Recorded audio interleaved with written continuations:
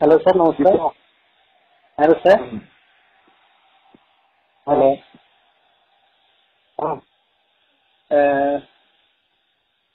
Sir বলছিলাম যে গার্গী ঘোষের 2017 টেটের জন্য যে টাকাটা দিয়েছিলাম সেটা রিটার্ন দেবেন বলেছিলেন স্যার।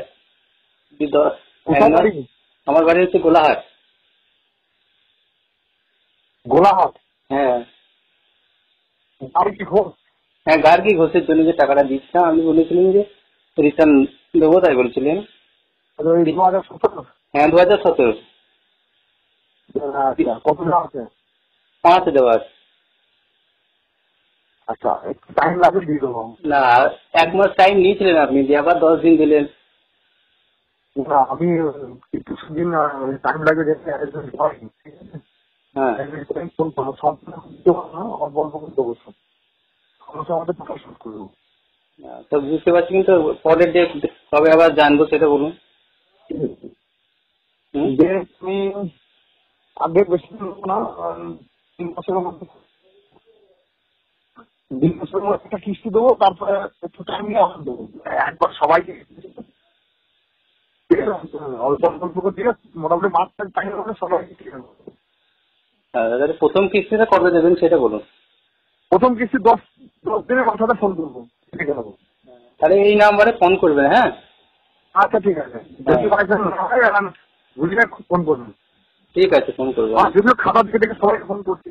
হ্যাঁ হ্যাঁ হ্যাঁ, আর অ্যাডমিটের পিছনে লেখা আছে নাম্বার, দুটো নাম্বারই লেখা আছে, দেখবেন। আচ্ছা, ঠিক আছে। হ্যাঁ, গার্গী ঘোষ, তাই তো? গার্গী ঘোষ, 2017 টেট। কার মাধ্যমে এসেছিলেন? আমি ইসলাম সুমিত শাহ, আপনার ভাগ্নের সাথে।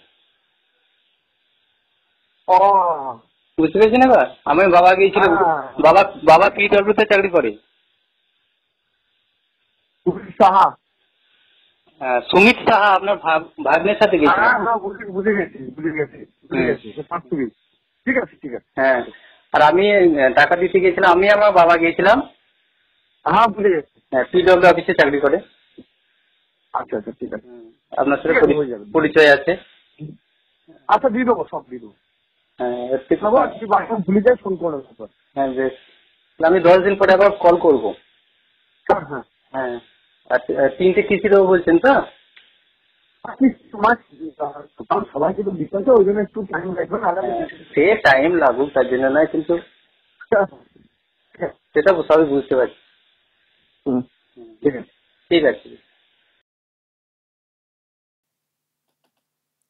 জীবন কৃষ্ণ সাহা, TMC MLA, যিনি গতকালকে বাড়ির পাঁচিল টপকে পালাচ্ছিলেন যখন ইডির আধিকারিকরা বাড়িটাকে ঘিরে ফেলেছিলেন। তো উনি পালাচ্ছিলেন, মোবাইল দুটোকে নর্দমাতে ফেলে দিয়েছিলেন, কিন্তু রক্ষে হয়নি। সেই মোবাইলও উদ্ধার হয়েছে এবং ওনাকেও পাকড়াও করা হয়, করে বাড়িতে নিয়ে গিয়ে প্রায় 4 ঘন্টা একটা জেরা হয়। তারপরে নানান সব অসঙ্গতি এবং অসহযোগিতা, তারপরে তো পালানোর চেষ্টা তো ছিলই।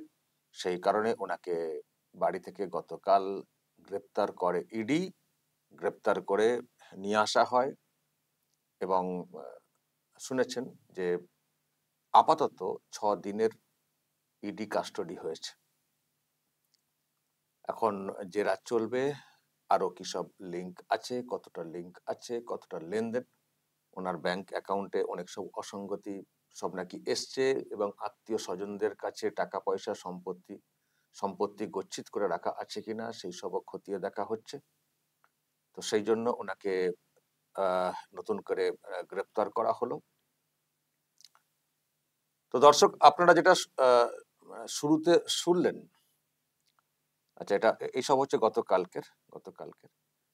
তো শুরুতে যেটা শুনলেন দর্শক, এটা একটা কল রেকর্ড, এটা আগেও সামনে এসছিল। ওখানে যে গলা শুনতে পেয়েছেন, একদিকে জীবন কৃষ্ণ সাহা আর অন্যদিকে যারা টাকা দিয়েছেন সেই পরিবারের একজন। যদিও এটা ভাইরাল একটা কল রেকর্ড, ভয়েস টেস্ট না হলে, এজেন্সি কনফার্ম না করলে হয়তো আমরা একেবারে নিশ্চিত হয়ে বলতে পারবো না, কিন্তু সোশ্যাল মিডিয়াতে ভাইরাল হিসেবে এটাই বলা হচ্ছে যে জীবন কৃষ্ণ সাহার সঙ্গেই ওই কথোপকথন, যে টাকা পয়সা ওনারা দিয়েছিলেন একজনের জন্য, সেই টাকা রিটার্ন দেওয়ার একটা কথা হচ্ছিল, দিচ্ছিলেন না। কিস্তিতে কিস্তিতে দেওয়ার কথা বলা হয়েছিল, যখন তারা পাচ্ছিলেন না তখন ফোন করেছিলেন, তো সেই রেকর্ডটা রাখা হয়েছিল। তো জীবন কৃষ্ণ সাহা উনি নাকি কথা দিয়েছিলেন যে দেব, ফেরত দেব। শুনলেন আপনারা কি সব কথা ওখানে উঠে এসছে, এবং কোন এলাকা, কোন পরিবারের, দেখছেন তো কোথায় চাকরি করেন তারও, মানে সেই পরিবারের লোকেরাও তার মেয়ের জন্য টাকা পয়সা দিয়েছিলেন চাকরি অনিয়মে বেনিয়মে পাওয়ার জন্য। দুটো বিষয়, একটা হচ্ছে যে এইসব লোকেরাও এরকম করছেন, এ কি ধরনের বিষয়? সরকারি চাকরি করেন সচেতন মানুষ, তারাও এই ঘুষ দিয়ে এই করে চাকরি কিনছেন, এটা একটা যেমন প্রশ্ন, তেমনি আরেকটা প্রশ্ন ভাবতে হবে যে তার মানে কোন জায়গাতে এই চাকরির সিস্টেমটা পৌঁছে গেছে রাজ্যে, যে শিক্ষিত পরিবার তারাও ওই ফাঁদে পড়ছে, তারাও টাকা পয়সা দিয়ে চাকরি পাওয়ার চেষ্টা করছে, না হলে তারাও হয়তো কোথাও বুঝছেন যে না হলে চাকরি হবে না। তার মানে চাকরিটা মানে কিরকম হাটে বাজারে বিক্রির মতো অবস্থাতে হয়ে দাঁড়িয়েছে রাজ্যে, যে শিক্ষিত পরিবার মেধাবী, এটা এটা দর্শক আপনাদেরকে মানতে হবে। যারা অনেক, আমরা বলছি না সাদা খাতা জমা দিয়ে চাকরি পাওয়া, শুধু সাদা খাতা জমা দিয়ে চাকরি পাওয়া না, অনিয়মে অনেকেই চাকরি পেয়েছেন, র্যাঙ্ক মানে জাম্প করে অনেকে চাকরি পেয়েছেন, কিন্তু তারাও তারাও যে একেবারে অশিক্ষিত সবাই তা কিন্তু না। অনেকে কিন্তু বাধ্য হয়েছেন যে চাকরি হচ্ছে না, চলো পেছনে র্যাঙ্ক আছে, যদি টাকা দিলে চাকরিটা পাওয়া যায়।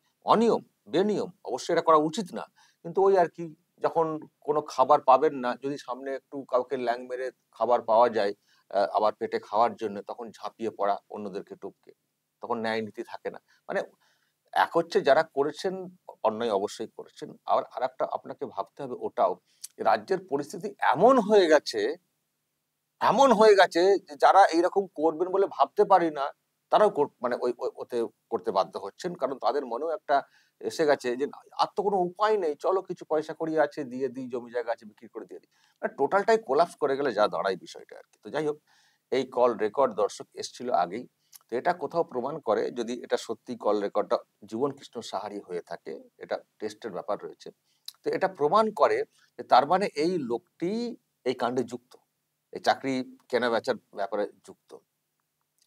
তো এইসব প্রমাণ যদি থাকে কারো বিরুদ্ধে, তার বিরুদ্ধে তো অ্যাকশন তো হবেই, এবং তার অনেক লেনদেন, অবৈধ লেনদেন তো হবেই, আর অবৈধ লেনদেন এইসব থাকলে তো ইডি তো গ্রেপ্তার করবেই। আর একটা কথা দর্শক, আমি কালকেও বলেছি যে আহ টাকা যে উনি সব নিয়ে রেখেছেন, যদি এরকম সত্যি যেটা অভিযোগগুলো এসছে সত্য হয়ে থাকে, সবটা যে উনি নিয়ে রেখেছেন এটা ভাবলে চলবে না। এ টাকার ভাগ চলে গেছে উপর পর্যন্ত, এবং সেই জন্যই দেখবেন মানে ইডি বা সিবিআই অ্যাকশন নিলেও সেই ঘুরপথে ঘুরিয়ে পেঁচিয়ে ঠিক দেখবেন পাশে দাঁড়িয়ে যাওয়া। তাদের যেন কোথাও একটা আশঙ্কা থাকে উপর মহলের, আমার নামটা যদি বলে দেন, আমার নামটা যদি বলে দেন, সুতরাং জীবন কৃষ্ণ সাহাকে গার্ড করতে হবে, একটা তাগিদ কোথাও আমরা ফিল করি।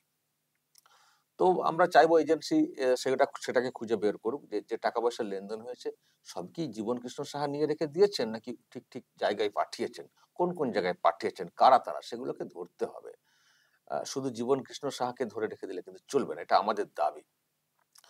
আর একটা কথা আমি যেটা শুনছিলাম, যে জীবন কৃষ্ণ সাহা সিবিআই থেকে বেল পেয়েছেন, এলাকায় এসেছিলেন, আর ওই যে এলাকা, ওখানে তো অনেক লোকের চাকরি চলে গেছে, ওই যে অযোগ্যদের ব্যাপারটা হয়ে চাকরি চলে গেছে, তো তারা নাকি অনেকে, তাদেরও নাকি মানে অনেকে এই জীবন কৃষ্ণের মাধ্যমে, যোগাযোগের মাধ্যমে পেয়েছিলেন বলে আমি শুনছিলাম এলাকার সূত্রে, কনফার্ম হয়তো বলা যাবে না, গুঞ্জন আকারে এসছে। তো সেখানে মানে উনি ফিরে এসছেন, এবার এদিকে চাকরি চলে গেছে, ফলে এবার টাকা ফেরত চাওয়ার ব্যাপারটা, এরকম নাকি টাকা ফেরতেরও ব্যাপারটা আবার শুরু হয়েছিল, মানে যোগাযোগ করা শুরু হয়েছিল। এখন তারাও ফেঁসে গেলেন, মানে জীবন কৃষ্ণকে আবার ইডি অ্যারেস্ট করে নিল। এবারে তারা যে টাকা, চাকরি চলে গেছে, টাকা আদায়ের একটা চেষ্টা করছিলেন, তাদের আবার খুব মানে হয়ে গেল, সমস্যা হয়ে গেল, কারণ ইডি চলে চলে গেল, মানে আবার কবে ছাড় পাবেন, যে টাকাটা পাওয়ার কথা, আর এত কেস টেস হয়ে যাচ্ছে, তখনও ইডি গ্রেপ্তার করেনি, ফলে একটা ভয় ছিল টাকাটা দিয়ে দিই, বেশি যাতে এর ঝামেলা না হয়। আবার ইডি ধরে ফেললো, মানে ইডি থেকে জামিন পেয়ে আসা মানে ফুল সার্টিফিকেট হয়ে গেল, সিবিআই হয়ে গেল, ইডিও হয়ে গেল, আর কে ধরবে? ফলে আর তারা টাকা পয়সা ফেরত পাবেন কিনা এটা নিয়ে একটা সন্দেহ রয়েছে, ফলে তাদের কিন্তু একটা বড় বিপদ হয়ে গেল নতুন করে। তবে এখন ইনারও কতটা এখন চলে, মানে পিসাই ইনার উপরে দেখতে হবে, কবে আবার ছাড়া পান, ইডি ধরে যেত, তো দেখার বিষয় রয়েছে। তবে আমি আরেকটা খবর যেটা আমি গতকালকে বলছিলাম, যে উনি যখন সিবিআই এর দ্বারা অ্যারেস্টেড হয়েছিলেন তখন ওনার যে বেলটা হয়ে গেছিল, তো ওনার সঙ্গে যারা জেলবন্দি ছিলেন বা এখনো আছেন প্রেসিডেন্সিতে, তারা অনেকে অবাক হয়ে গেছিলেন যে ওর জামিন হয়ে গেল চাকরিতে দুর্নীতি কাণ্ডে, আমাদের হচ্ছে না। তো একটা আমি আমি আমি আপনাদেরকে কালকে বলেছিলাম যে জেল থেকে আমি একটা এরকম খবর পেয়েছিলাম। তো তখন ওখানে একটা নাকি এরকম চর্চা হয়েছিল, আমি জেলের খবর বলছি, জেলে তো আমাদের কিছু লোক আছেন যেখান থেকে আর খবর পায়। একটা খবর হয়েছিল ওখান থেকে, মানে সামনে এসেছিল, মানে একটা তর্ক বিতর্ক ওখানে নাকি হয়েছিল যে ওই বেলটা করার জন্য 40 লক্ষ টাকা নাকি খরচ করেছে জীবন কৃষ্ণ সাহার পরিবার। সুপ্রিম কোর্ট থেকে বেলটা হয়েছিল, 40 লক্ষ টাকা খরচ করা হয়েছে ওই বেলের জন্য, মানে ওই আইনি খরচ বা যে খরচই বললাম 40 লক্ষ টাকা। তো সেই জন্য বেলটা হয়েছিল। তো সেই বেল হওয়াতে সঙ্গী সাথী আরো যারা ওখানে আছেন তারা অনেকটাই প্রশ্ন তুলেছিলেন যে আমাদের বেল হলো না কেন, ওর বেল কি করে হয়ে গেল ইত্যাদি। তো যদি সত্যি 40 লক্ষ টাকা খরচ করে, তার মানে টাকা পয়সা সব গচ্ছিত হয়তো রাখার ছিল, এত টাকা খরচ করা পরিবারের তরফ থেকে, তো বেলটা হয়েছিল। এখন ইডির কাছ থেকে আবার জামিন পেতে হবে, মানে ইডির কাস্টডিতে নেওয়ার পরে আমি জানি না আরো কত লক্ষ টাকা খরচ করার প্রয়োজন হয়ে পড়বে জামিনের জন্য। আর সেই টাকাই বা কোথায় পাওয়া যাবে সেটাও জানি না। তো যাই হোক, লোকটার মধ্যে মানে কালকে আপনারা দেখেছেন যে যখন উনি পাঁচিল টপকে চলে যাচ্ছিলেন, দুটো স্টিল পিকচার এসছে। এই যে একটা দেখুন, মানে ড্রেস আর চেঞ্জ করতে পারেননি, ওই অবস্থাতেই চলে যাচ্ছিলেন। তো কাদায় একেবারে মাখামাখি, কাদায় মাখামাখি নর্দমাতে পড়ে গেছিলেন। দেখুন কোমর পর্যন্ত কাদা, কোমর পর্যন্ত একেবারে কাদা মাখামাখি, মানে পুরো বিষয়টা আর কি হয়ে গেছিলেন। তো তারপরও এখন মনকে শক্ত রাখছেন। কালকে যখন ওনাকে আনা হয়, মানে ওই অবস্থাতে ভেঙে ছুটে মানে ভেঙে পড়েছিলেন, চলে যাচ্ছিলেন, পালিয়ে যাচ্ছিলেন। তারপর যখন ধরা হলো, তারপর আবার খানিকটা শক্ত হয়ে গেছেন অ্যারেস্টের পরে। যখন ওনাকে এতে তোলা হচ্ছিল, এই মানে কলকাতায় আনা হয়েছিল, আমি যদি একটু দেখাই আপনাদের, একটু দেখুন তাহলে বুঝতে পারবেন। আবার আবার খানিকটা শক্ত হয়ে গেছেন, আসলে পক্ত হয়ে গেছেন না, সেজন্য শক্ত হয়ে গেছেন। একবার তো জেলে ছিলেন। জীবনদা জীবনদা জীবনদা কে ষড়যন্ত্র করছে?